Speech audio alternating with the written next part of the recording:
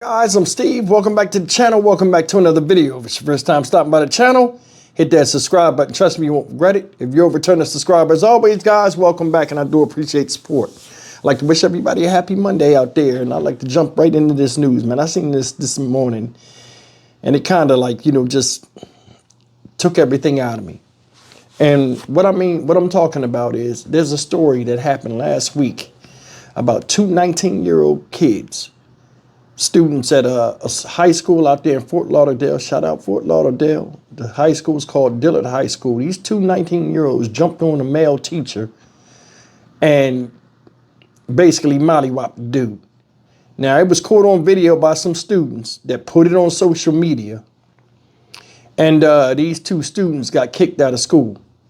But I mean, the level of respect that we see now with younger people that go out here and jump in a grown man's shoes and do a bunch of stuff that they shouldn't even be thinking about at their age and trying to get their life right is just astonishing to me. And it's sad seeing this type of stuff. Take a look at this and I'll come back with commentary. Developing this morning, two students are facing charges after a brutal attack against a teacher at a South Florida high school. Now we have new video showing what happened. It is difficult to watch. Local 10's Michaela Hightower live in Fort Lauderdale with more. Michaela. Yeah, Eric, it is very difficult to watch, and it'll just make your jaw drop. It's then what's in that video that landed two teenagers in jail momentarily before a Broward County judge granted them bond, saying that they are not allowed back here on school grounds. It's the talk of the school. It was just unexpected. The moments police say two students beat up a teacher. It was crazy because they was just on him and everybody was just watching. Now you won't have to force those two Fort Lauderdale teenagers to get to class. They were asked to stay away. No victim contact, no return to Dillard. A Broward County judge ordering 19-year-old Javis McClover and Roderick McQueen to not come back to this campus. It was at Dillard High School where arrest forms say the teens threatened to attack the Broward County Schools teacher, then carried out an intentional, quote, synchronized physical attack, repeatedly punching the teacher in the face and head with closed fists, causing the teacher to drop to the ground. I was amazed, like, it's just crazy. That teacher, according to arrest documents, crawled into a fetal position, attempting to protect himself against the students. I was very scared for her. That's my little cousin. Security eventually intervened, ending the attack, but the teacher sustained injuries including facial swelling and bruising, and reported back pain following that vicious attack. McClover was issued a $15,000 bond, and as for McQueen, And he's on level 2 pretrial with the GPS. and Florida Department of Education board member Daniel Foganoli took to social media with this statement, saying, quote, the violent attack on a Broward teacher by students is beyond disgraceful. It's a failure of respect, discipline, and accountability. No educator should feel fear for their safety while doing their job. Again, those two teenagers were asked to stay away. We did speak with one of the relatives of those teenagers who says they are no longer staying with them. For now, I'm live outside of Dillard High School. Michaela Hightower, Local 10 News. It's trifling. That's trifling behavior, and that type of stuff need to be called out. Who do you blame for that? Whose fault is it? That's the thing. That's why one of the reasons why I couldn't be a teacher. It's like nowadays kids are sent to school and it's like a daycare center. A lot of kids with no home training coming in there, threatening the teacher, both of them together, threatening the teacher, jumped the man, had him on the ground. Then another thing is this. You can only relate to somebody's age when you were their age. I remember when I was younger, and a lot of you guys do too, if you had a problem with an older man, you would go get somebody their age to deal with it, or you go get your dad, or you go get somebody.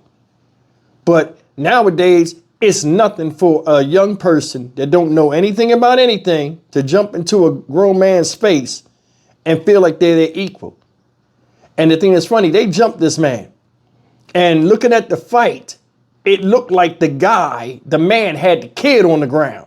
You know what I'm saying? Because there's a difference between boy strength and grown man strength. Then you seen the other kid come up, punching down on him. And then the way he was punching, the technique and the form, it was just crazy.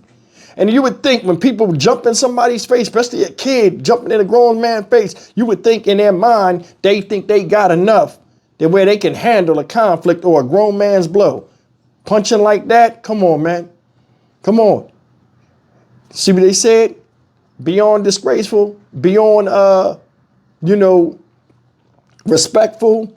What else did they say? Total lack of accountability. Now they threw them both out of school, right?